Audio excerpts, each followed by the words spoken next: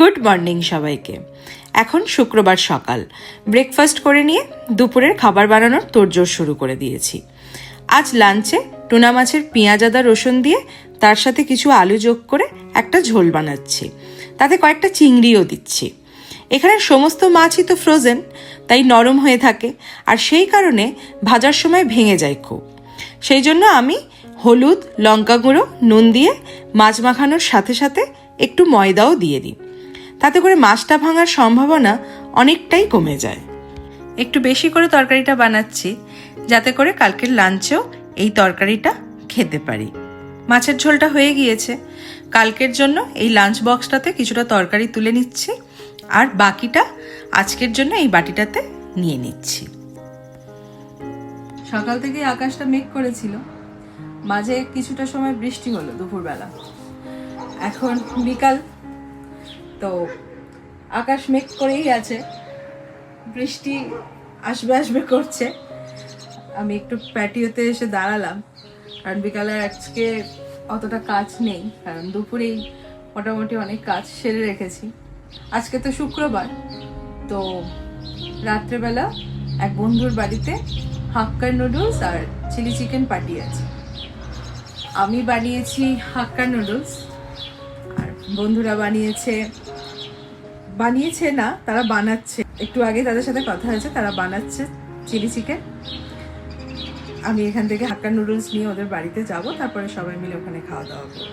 লাঞ্চের পর এই হাক্কা নুডলসটা বানিয়ে নিয়েছিলাম, যাতে বিকেলবেলা তাড়াহুড়ো করে না বানাতে হয়। এখন টিফিন বক্সে ভরে নিচ্ছি। ডিনার টাইমে মাইক্রোওয়েভে জাস্ট 2 মিনিটের মতো একটু গরম করে নেব, নিলেই হয়ে যাবে। এখন 8টা বাজে, বাড়ি থেকে বেরোলাম। বন্ধুর বাড়ি কাছাকাছি, আর বন্ধুর বাড়ি যেখানে ঠিক তার অপোজিটেই ওয়ালমার্ট। তো ফার্স্ট ওয়ালমার্টে যাব, দুধ আর ঘি কেনার আছে, সেই জন্য একটু ওয়ালমার্ট যাব। ওয়ালমার্ট থেকে ওই দুটো জিনিস কিনে তারপর বন্ধুর বাড়িতে ঢুকবো। তার কারণ একবার আড্ডা শুরু হয়ে গেলে দেখা যাবে হয়তো ওয়ালমার্ট বন্ধ হয়ে গিয়েছে বা বন্ধ হওয়ার সময় হয়ে যাবে, তবু আমাদের আড্ডা শেষ হবে না। তাই জিনিসটা আমার কেনাও হবে না, আর এদিকে কাল সকাল হলেই আমার জিনিসটার প্রয়োজন পড়বে। তো সেই জন্য আগে জিনিস দুটো কিনবো, তারপর বন্ধুর বাড়িতে ঢুকবো।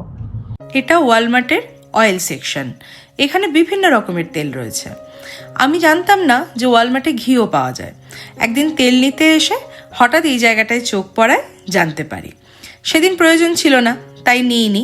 আজ প্রথম এখান থেকে ঘি কিনছি, নইলে আমরা মূলত ইন্টারন্যাশনাল স্টোর থেকেই ঘি কিনে থাকি। দুধ আর ঘিটা ওয়ালমার্ট থেকে নিয়ে নিয়েছি, এবার বন্ধুর বাড়িতে যাব। আর অন্য কোথাও যাব না, এবার একদম সোজা বন্ধুর বাড়িতে যাব।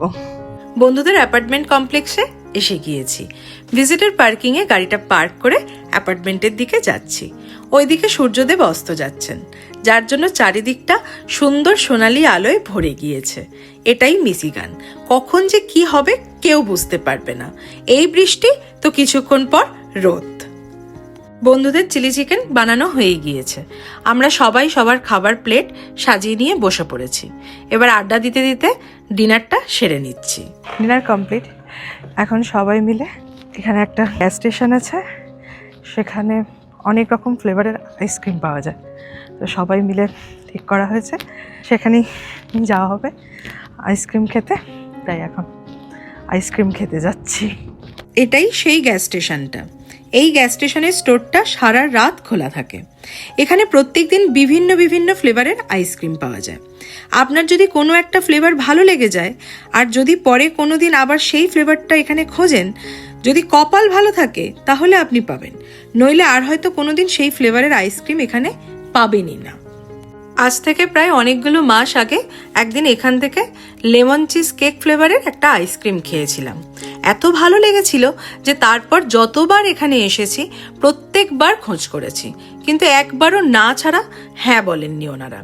আজকেও জিজ্ঞাসা করলাম, কিন্তু উত্তর সেই এক, না। অগত্যা হাটসনভিল চকলেট আইসক্রিম নিলাম। এখন 11:36 বাজে। আইসক্রিম খেয়ে একটু আশেপাশে ঘুরে জাস্ট বন্ধুদেরকে বন্ধুদের বাড়িতে ড্রপ করে এখন আমরা বাড়ি ফিরছি।